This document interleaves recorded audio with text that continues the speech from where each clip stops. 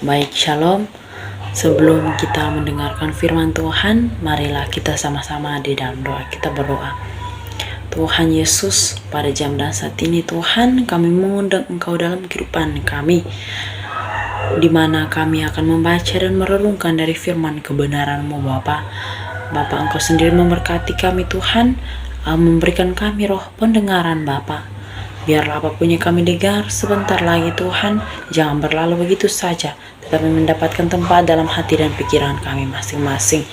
Terima kasih Tuhan, terima kasih, haleluya, amin. Baik, firman yang saya pilih terdapat dalam Amsal 23 ayat 17 sampai 18. Amsal 23 ayat 17, janganlah hatimu iri kepada orang-orang yang berdosa, tetapi takutlah akan Tuhan senantiasa. Ayat yang ke-18, karena masa depan sungguh ada dan harapanmu tidak akan hilang. Baik, firman Tuhan dari Amsal 23 ayat 17-18, saya mengambil tema takut akan Tuhan dan terus berpengharapan. Di mana kita sebagai anak-anak Tuhan, kita perlu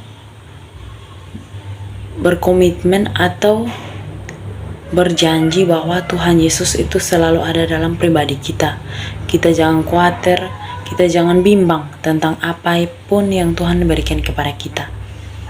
Kita harus memikirkan masa depan kita, karena ada janji Tuhan kepada umatnya, yaitu kepastian akan masa depan yang cerah, seperti tertulis, sebab aku ini mengetahui rancangan-rancangan apa yang ada padaku mengenai kamu. Demikianlah firman Tuhan, yaitu rancangan damai sejahtera dan bukan rancangan kecelakaan, untuk memberikan kepadamu hari depan yang penuh harapan. Terdapat dalam Yeremia 29 ayat 11, di mana Tuhan menyatakan kemuliaannya dalam pribadi kita masing-masing. Bila mana kita berjuang dan terus berjuang dengan doa, kita berjuang dengan komitmen yang betul-betul untuk menggapai segala sesuatu yang kita inginkan dalam kehidupan kita. Seperti anak muda, pasti kita butuh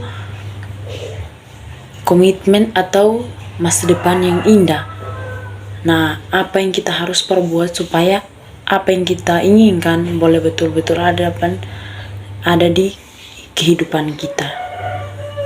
Selain berjuang, terus berjuang, maka kita harus tekun dengan doa. Maka Tuhan akan membuka jalan yang terbaik bagi kita.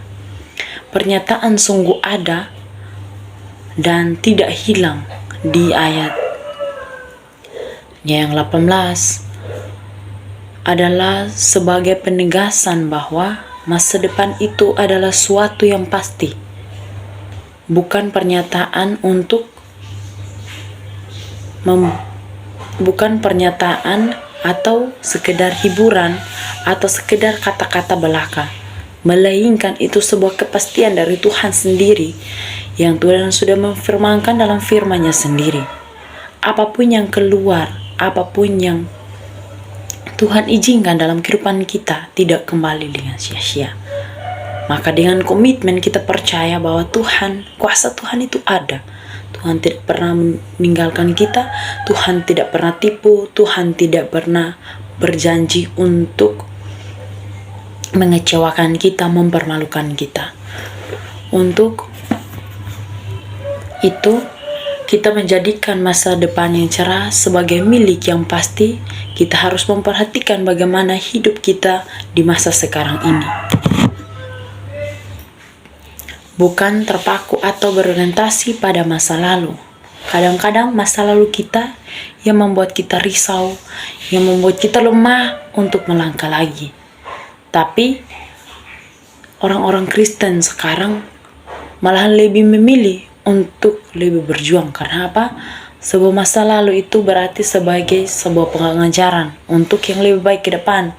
Nah, bila mana kita masih terikat dengan masa lalu, sama halnya kita tidak mau berjuang. Kita masih terbelenggu oleh apapun yang kita lakukan di masa lalu, yang membahayakan hidup kita, yang membuat pikiran kita ceroboh atau membuat pikiran kita kacau. Karena kita sebagai anak muda, otomatis rasa trauma kita sangat tinggi dengan apa yang kita lakukan di belakang kita. Nah, dengan mengundang Tuhan untuk masa depan kita, agar harapan kita tidak akan hilang, maka kita juga mengambil komitmen. Aku harus meninggalkan apa yang di belakangku.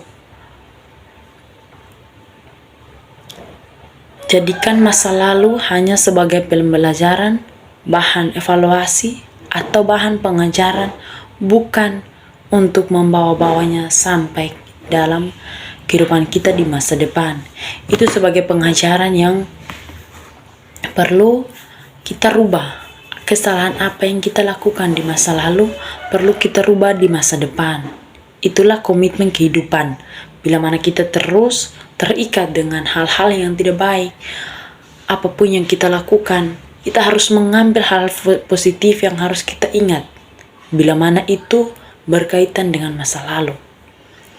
Kita patut meneladani dalam Rasul Paulus yang berkata, "Aku melupakan apa yang di belakangku dan mengarahkan diri kepada apa yang di hadapanku, dan berlari-lari kepada tujuannya memperoleh hadiah, yaitu panggilan surgawi dari Allah dalam Kristus Yesus."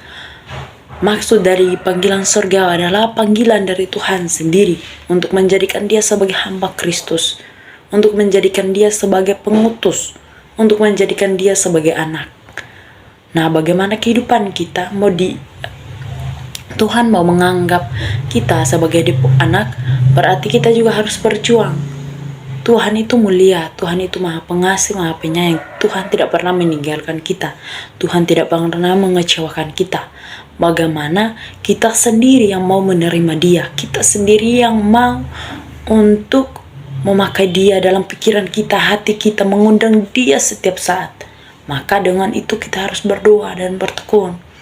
Dengan kata lain, apa yang dilakukan di masa sekarang inilah yang menentukan akan seperti apa masa depan kita nanti. Jadi masa depan yang cerah adalah pasti bagi orang yang takut akan Tuhan, atau hidup dalam kebaikan, hidup dalam ketekunan, hidup dalam perjanjian Allah untuk menunjukkan rasa hormat kepada Tuhan. Wujud rasa hormat itu adalah melalui ketaatan kita melakukan firman Tuhan.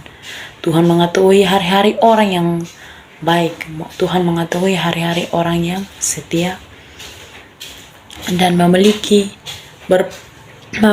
pengharapan yang begitu indah untuk selama-lamanya. Tuhan menetapkan langkah-langkah orang yang hidup berkenan kepadanya yang terdapat dalam Mazmur 37 ayat 18-23. Karena itu, jangan hanya bermimpi tentang masa depan yang cerah tetapi tidak mau berjuang. Jangan pernah bermimpi Karena itu, jangan hanya bermimpi tentang masa depan cerah tetapi tidak mau berjuang atau mengupayakan apa yang kita harus percaya dan mengimani bahwa masa depan itu sungguh ada, dan kita pun harus merealisasikan masa depan itu menjadi kenyataan. Kita harus ingat bahwa iman tanpa perbuatan pada hakikatnya mati. Dalam Yakobus 2 ayat 17, takut akan Tuhan adalah kunci utama untuk meraih masa depan yang cerah. Dan sekian dari firman yang saya bisa bagikan. Roh Tuhan dapat memberkati kita semua dengan firman-Nya. Amin.